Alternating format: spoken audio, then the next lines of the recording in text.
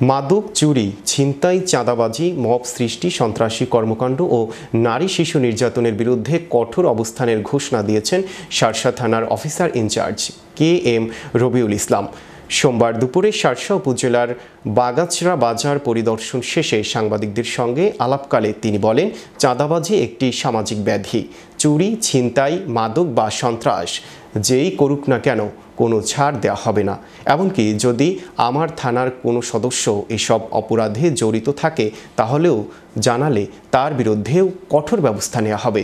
তিনি আরও বলেন, মব সৃষ্টি কিংবা নারী ও শিশু নির্যাতনের ঘটনা ঘটলে পুলিশ সর্বোচ্চ গুরুত্ব দিয়ে ব্যবস্থা নেবে।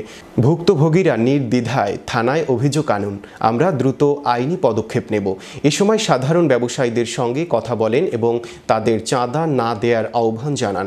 পাশাপাশি তিনি বাজারের ব্যবসায়ী ও স্থানীয়দের সচেতনতা বৃদ্ধি ও আইনশৃঙ্খলা রক্ষায় আশ্বস্ত করেন। শার্শা থানার অফিসার ইনচার্জ ওসি KM রবিউলের এই ঘোষণা ব্যবসায়ী, সাধারণ মানুষ ও স্থানীয়দের মধ্যে আস্থা ফিরিয়ে এনেছে।